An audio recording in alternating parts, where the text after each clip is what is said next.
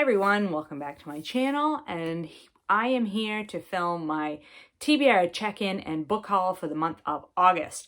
And there is a lot to talk about, so I'm just going to jump right in without any preliminaries.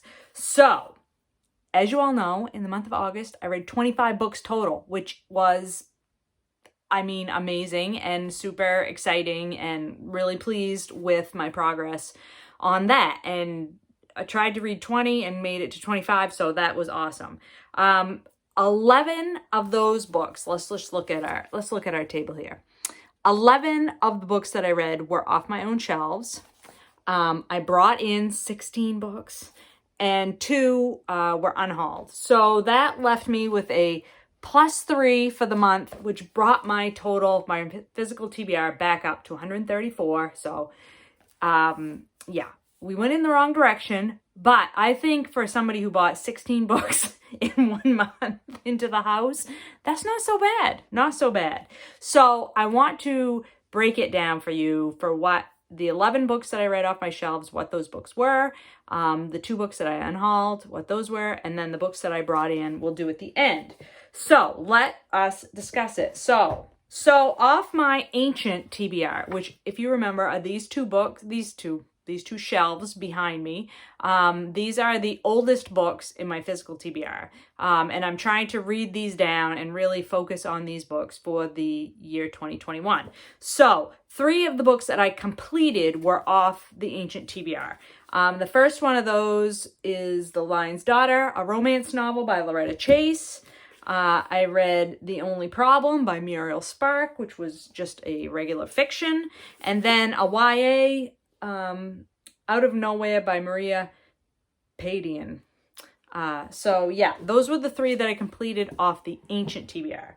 Now, the rest of these were just off my regular TBR. So have come in sooner than the ones that have been on here since before I started Booktube. These ones came in more recently than that.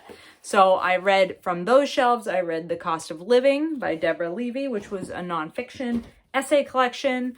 I read Later by Stephen King, horror novel, which I just brought in not very long ago. The Undocumented Americans by Carla Corneo Villavicencio, which was a nonfiction I got for Christmas last year. She Said by Jodi Cantor and Megan Toohey, which was another nonfiction that I brought in just a few months ago, this year anyway. Then 2 more nonfictions for the Book Naturalist, An African in Greenland, and On Time and Water, which I just put up a video the other day. The last video I put up was about those 2 books.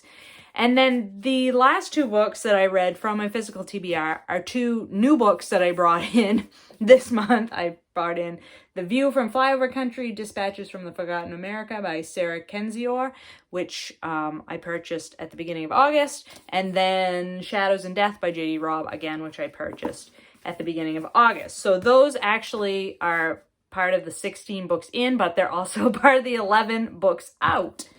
So for the 2 books that I DNF'd this month, sadly, this one was really sad. Daughter of Fortune by Isabel Allende. This is translated from the Spanish by Margaret Sayers Pedden. And I had wanted to read this for Women in Translation Month, and I just think this is a very beautiful novel, a beautiful cover for this novel. And I read exactly to, my bookmark's still in here, page 125. And it was just boring. Nothing had happened, 125 pages in, and I just couldn't see continuing on with a 400-page novel that I was bored with. This is historical fiction, and it details the life of Eliza Summers, who is growing up in, I believe this is in Chile. Yeah, and she's growing up in Chile, and eventually I guess she was going to make it to California during the gold rush, but I'm 125 pages in and we're still in Chile. She's still like 16 years old. So yeah, I just said, nope, I'm not going to waste any more time with that one. And then this is Islands of Time by Barbara Kent Lawrence. This is a Maine author, and it's a book that takes place in Maine. I took the bookmark out, but I read like 40 pages of this. And again, it just was boring. I could totally see where it was going to go.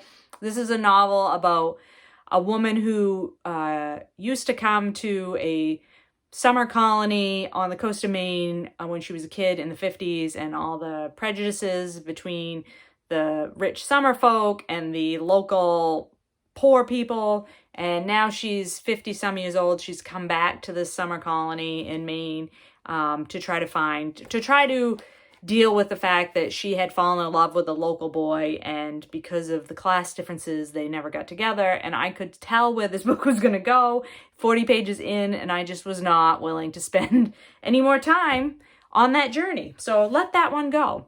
So those are the books that I read off my physical TBR. Those are the 11 books that I read off my physical TBR, the 2 books that I DNF'd and are leaving my home. And so now let's talk about the fun part of this, right? The book haul portion of this video. So I already showed you 2 of the books that I hauled, that I also read in the month, so we can dismiss those. I picked up the 3 books that I need to read for the Booktube Prize. So the first of those is Red Comet, The Short Life and Amazing Art of Sylvia Plath by Heather Clark. Just the dust cover here of the hardback because I'm reading it.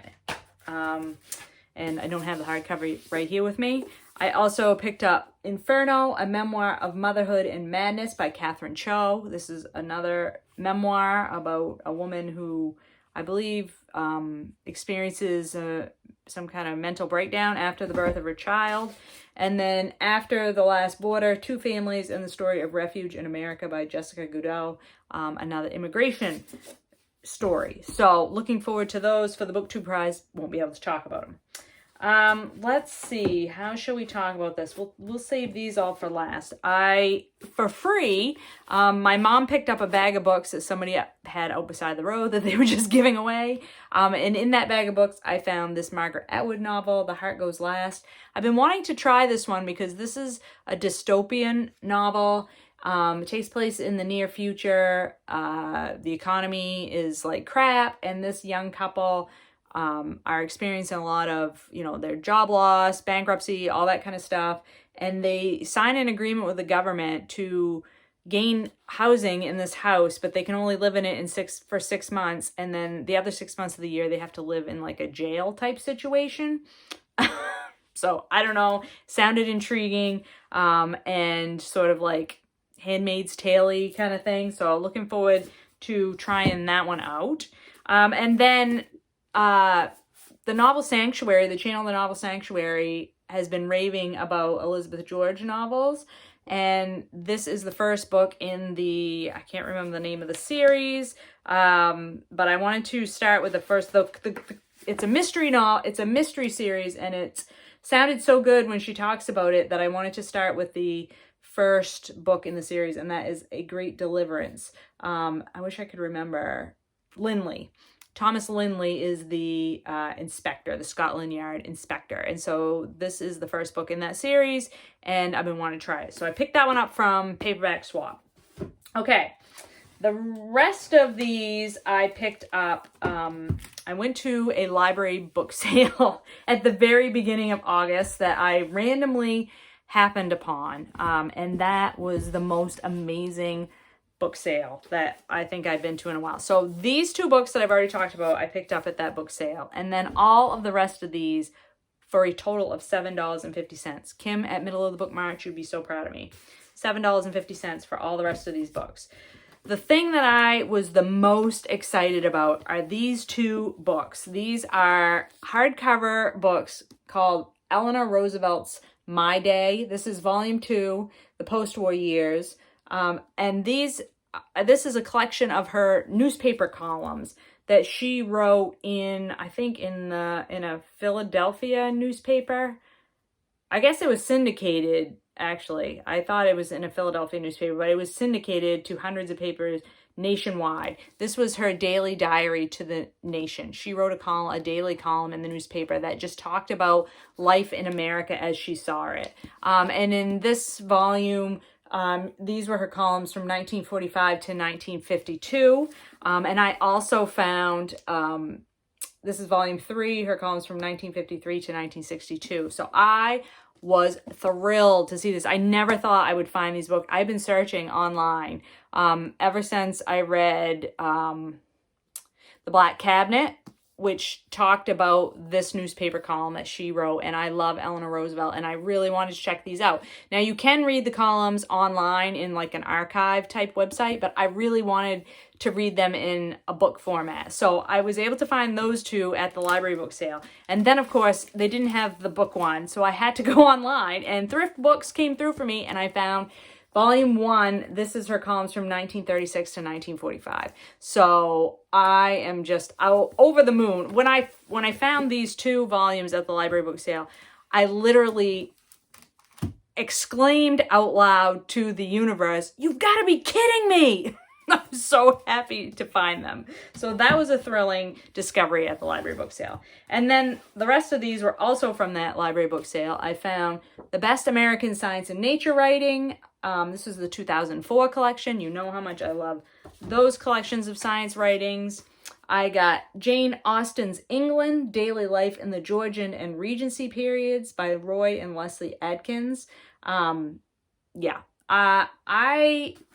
I've heard of these books before. Different booktubers have talked about these nonfiction sort of. There's another one, I think, for a different time period in English history, and I just thought, yeah, I'm down with that. I love Jane Austen. I love the sort of social rules and would love to read more about them.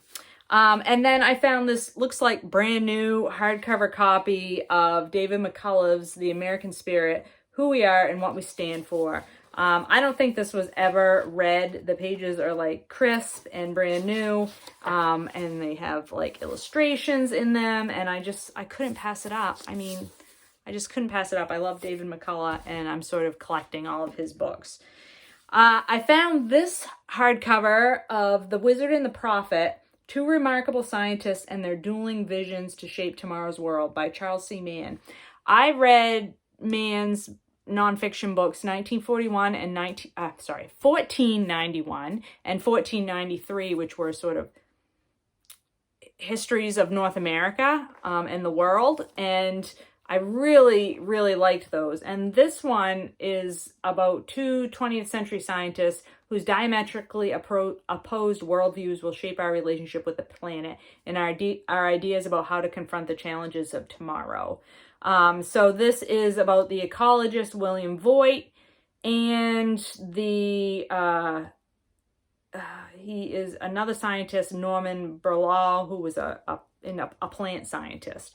So oh, look at this. There's something in this book. I guess somebody's bookmark got left in there. But yeah, photos in this one too. So when I had seen a review of this book somewhere, I can't even remember where, and because I liked 1491 and 1493 so much, and the review of this book sounded really good, I figured I'd pick that one up too. Couldn't resist at the library book sale. And then last but not least,